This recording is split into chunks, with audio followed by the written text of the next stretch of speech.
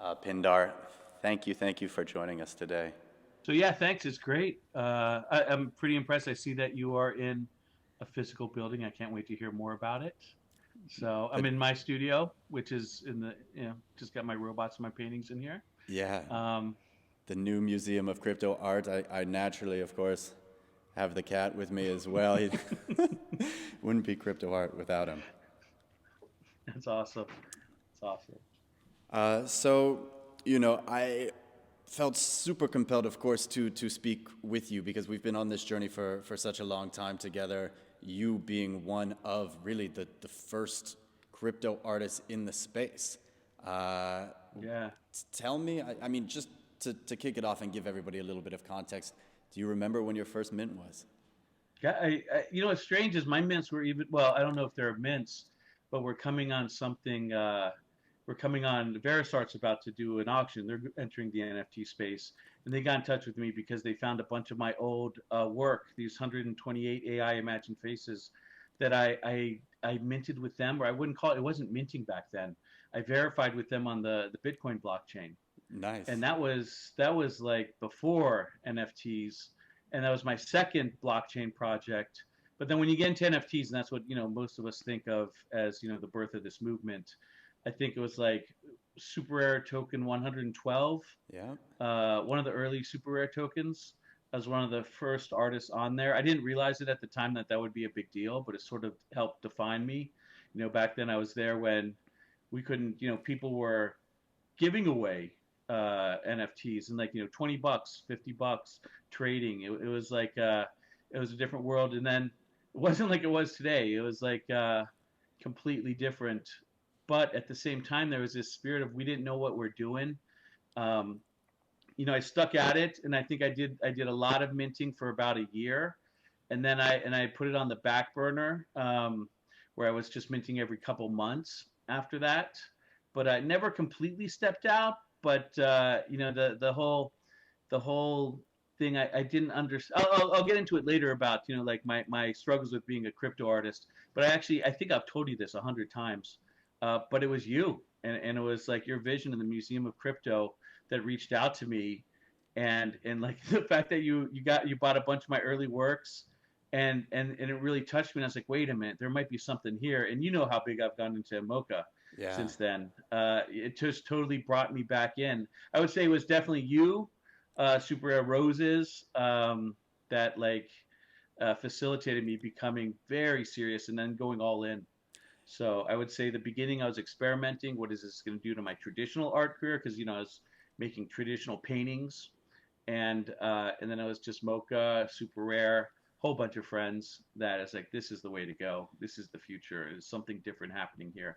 Beyond being just a simple mechanism to sell art, this was a new way of doing things. And that's such a good story because it was such a different time, right? It was a time of really just when, as I recall it, like digging in the crates. There was no competition, right? And because you Yeah, hadn't created in so long, how was I beginning to like filter and find artists from the data that Super Rare was providing? There you were, like this hidden corner, and to see the art, to recognize the unique style, and then I think believe I was directed to your TED talk, in which you yeah. go through what it was, and when I saw it, I was like, okay, like this is crypto art, and we haven't touched on it, and people can of course research, but could you just tell us like what is the art that you create? We see the robot there. Yeah. Yeah. Here, I'll touch on that. And it was something you said to me early on, Kobe, that really made a difference in my art career. Really, you just told me, I think it was in a conversation, he's like, listen, man, you got something special. You told me, I'm paraphrasing, you said, you got something special. People just don't know about it yet. And that really stuck with me. I doubt you remember saying it because you're always so positive with artists, but it really made a difference. And I was like, okay, and here's what I was going through. Like let me go tell everyone first of all what I do, and I'll give the context. You can Perfect. see it behind me if you're watching, if you're listening. I have a robot that uses a lot of AI to paint with a paintbrush on canvases. And when I say a lot of AI, typically when you see AI art these days, it's GANs. It's always GANs, or sometimes it's CNNs, convolutional neural networks, but it's typically GANs, which are generative adversarial networks. But my robots don't do that. They have 24 different algorithms, and sometimes more, sometimes less, and they fight for control of the brush. And the robot you see behind me is constantly taking pictures of the canvas and then making decision based on what's getting painted, and from there making the next brushstroke. The same way that artist Paul Klee once said that an artist, the creative process is a feedback loop where the artist makes a stroke on the canvas, takes a step back, imagines what the stroke's doing, is it going in the right direction or not, and then makes the next stroke. And this creative feedback is feedback loops. He called it creative feedback loops, and oddly enough, computer scientists call it the exact same thing, feedback loops. My robot paints using AI with feedback loops. And so here is the struggle I had is, all artists always think they're imposters, except the great ones, which are full of themselves. but but the rest of us, and I have, everyone has like distinctions. What's your distinction? And, what were you the first to do it? I have a weird distinction in crypto in that, my NFTs were the first photographs, but I'm not a photographer, but I didn't fit in with the purely digital native nature of NFTs, where my robot would make a physical painting, and then I would take a photo of that physical painting, and I would list it on Super Rare as an NFT. They weren't called NFTs back then. I forget what they were even called, but and I always felt like I'd see Hacktow, Xcopy. I'd see them doing these awesome GIF animations, these awesome, and I always felt like, oh, this is digital art, and I'm just this AI artist pretending to be a digital artist. And that's for that reason I never felt like I quite fit in with all the other digital artists. I was this guy that was making paintings. I'd sell my paintings in the traditional world, and it just felt like to me using crypto was just another. It's like I was asking myself, am I making crypto because it makes sense that my art is crypto art, or because it's just another avenue to make sales?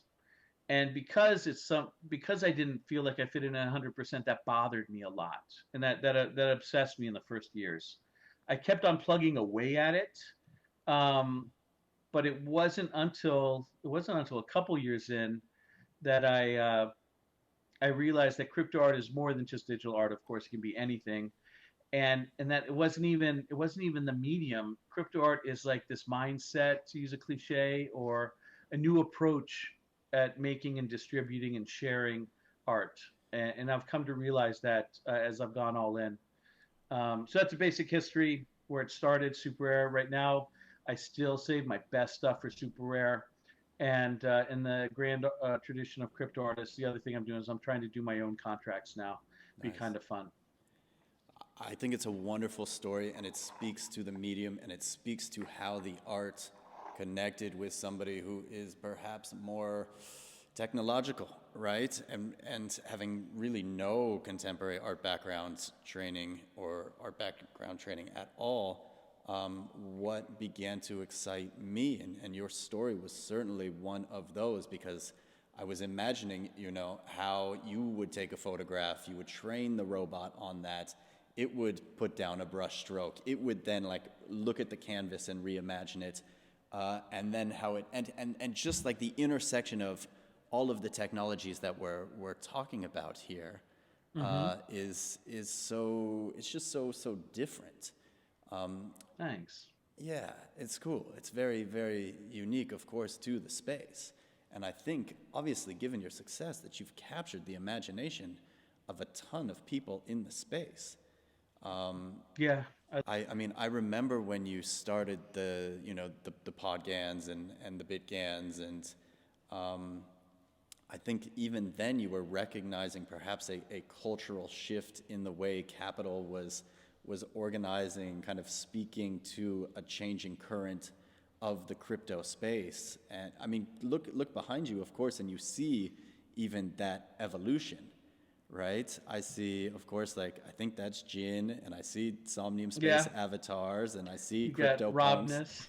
Yeah, you got Robness. I think that's Sam Bankman, right? On. Oh yeah, one of my favorite collectors. Yeah, same. Yeah, exactly. Yeah. Yeah, no, and that was a part of going into the story, and just this realization that one thing that's really fun that I'm part of now, and I had a drop with the Podgans. Podgans are they're little cephalopod versions of Bitgans, which if you're not familiar with them, check out bitgans.com. But they're dancing AI training data that I used. And this is one of the things that came over, like when I was looking for what do I do that's digital that I could really share with people, just on like for fun. I was on the Nouns test net, and for fun, I shared everyone this training data I did to make that painting, and everyone loved them. And I was like, wow, they like the training data. So typically imagine this robot goes through thousands and thousands and thousands of images as it thinks up what it's going to paint, and I captured some of that training data, and I realized that people were, first of all, I realized it was beautiful, and I realized, oh my gosh, there's this new way for me to share my art. Because an interesting fact about me as a crypto artist is I don't have any editions. I somehow dodged the bullet of never everything I have is a one of one. But as you can see, this robot behind me takes it takes 3 days to a week to make a painting. And one of the things you have to do as a crypto artist, I've learned, is you have to be accessible to as many people as possible, not just the whales.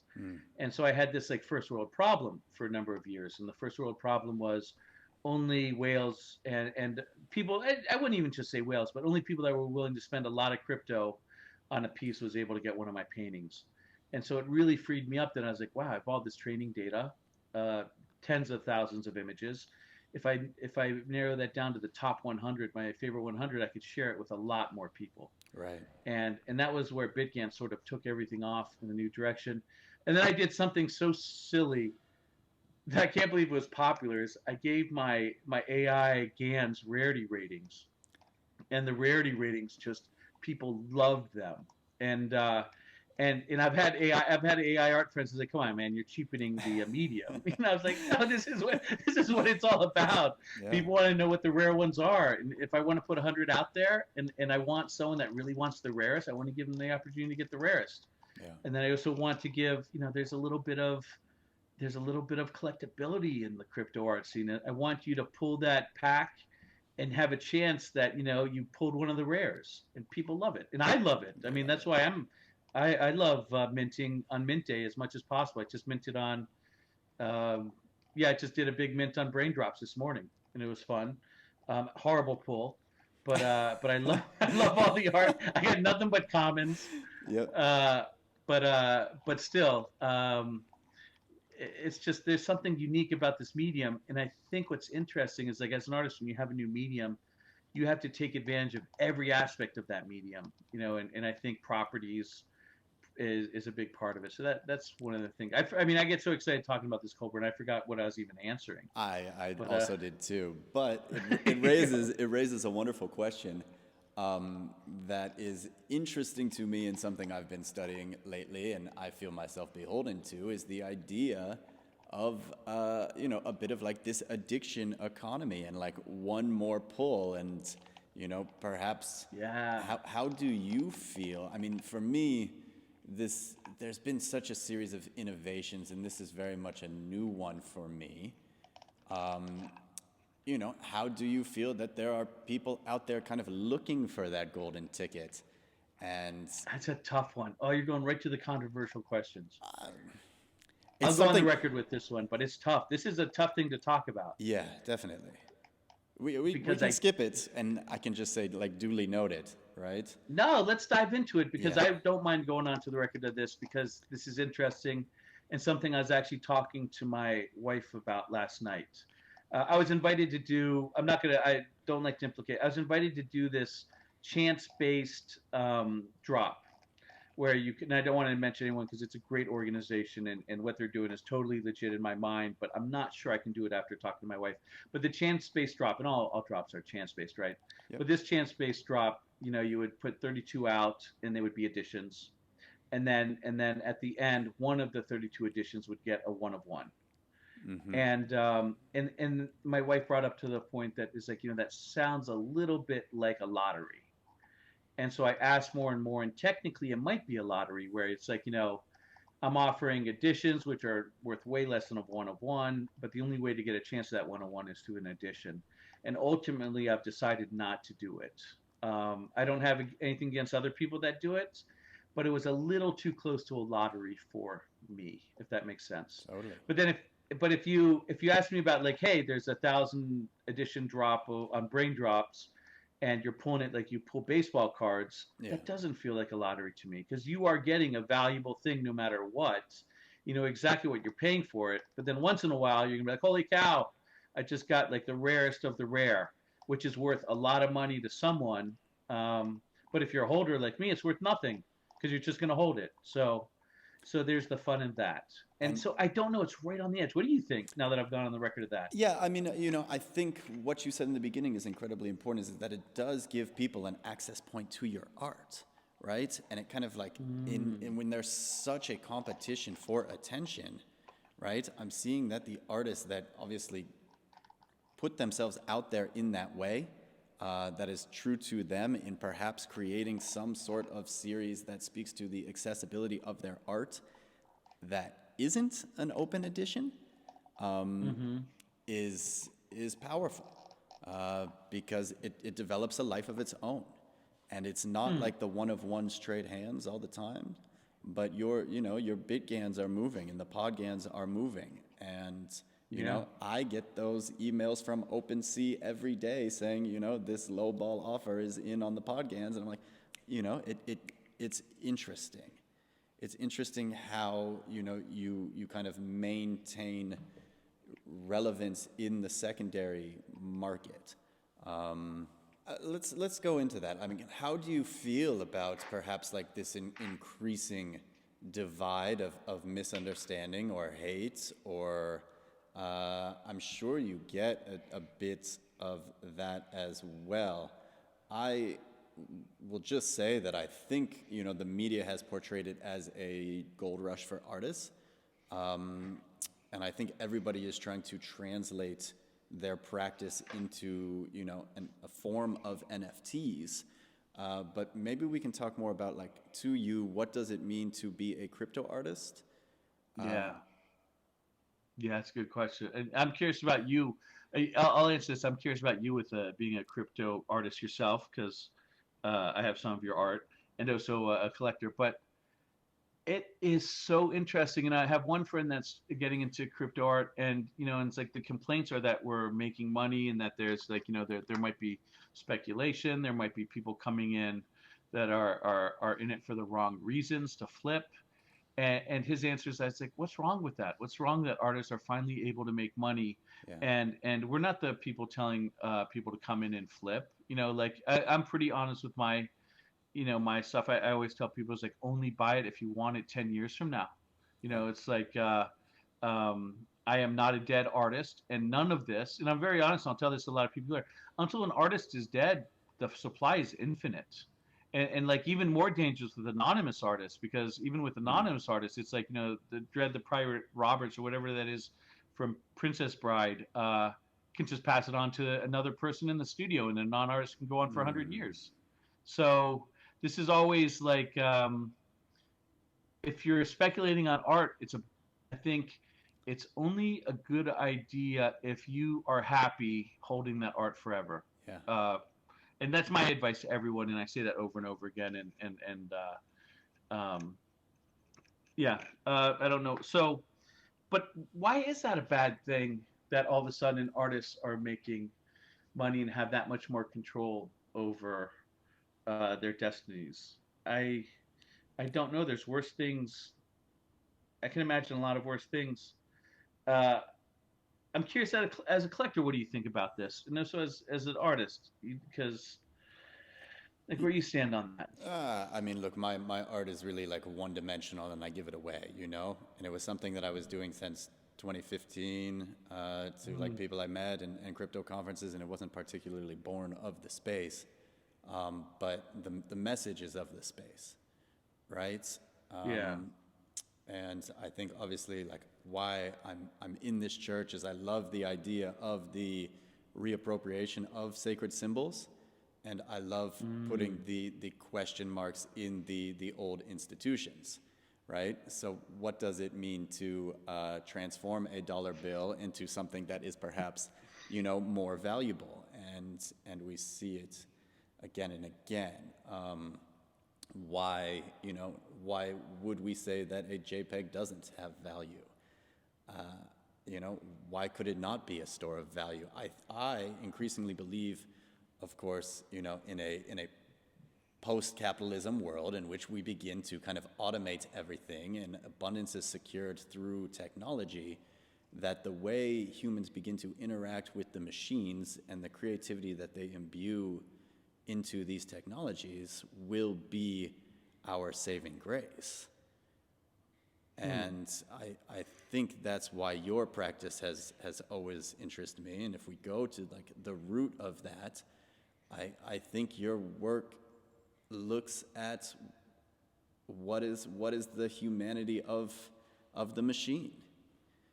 And there's symbology to that can continue to be drawn, but how do we teach machines to be creative, and how do we create artwork that responds of the times, right? I just love where we are in the location that you're in the history that all of those portraits tell, because you're so of the moment, it's so of the time. And then, well, that was... Yeah, no. Yeah, you always remind me of the things that are important. And you sort of nailed it with the robot is, I continue to get hate mail, but like, why are you trying to make painting artists? Because artists have a hard enough time getting a job. But, of course, this robot's not stealing a single sale from any artist on this planet. It's its own thing. And also, I'm the artist behind it. So, and if you ask, is this, anywhere near art? No, the robot's not anywhere near art. But is it creative? And that's the weird thing is, it is creative, and it's as creative as many artists already. The whole system. Like if you think, for example, the example I always use is Jackson Pollock. He had an algorithm to lay down his drip painting, and he would repeat that algorithm over and over and over again. And there was actually about 10 years ago, I think University of Wisconsin, there was a Pollock bot, which did the same thing. And it was just like, and then when you break it down, you realize the successful artists, any successful artist develops this algorithm. Hackatow comes to mind. Hackatow likes to mix the hand drawings with the pop culture, references. Right. We all have algorithms, and the successful artists become known for their algorithms because their algorithms repeat things, and then you see a new piece by that artist, and as an observer, you immediately observe the algorithm, and you're like, oh, that's a Hackatow. It's easy to see new Hackatow you've never seen before. It's them, it's him and her. So, I think that's what's interesting, that breaking down the artistic and creative process through this robot just made me understand it on a level I never understood before. And it's chasing what it is to be an artist, what it is to have a look, to have, all those things are being explored in this right under the level. And then at a higher level, it's asking what is it to be human, of course, because, how close this robot can get to what a human artist can do is like, it's almost like what it can't do is what is art. So, you're asking what is art, and what this robot can't do is art, because it can be really creative.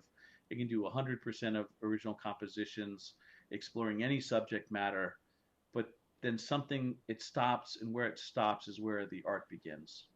And that, I find that is fascinating. Yeah, I love that. I mean, and it's kind of what attracted me almost to trash arts in the beginning, is that the world feels like post-form and it feels post-aesthetic, right? And it's not like the perfection of the form, because like somebody perfected how to like make stained glass, and somebody perfected how to paint, and I don't think there's ever going to be perhaps like an evolution in perfection of that.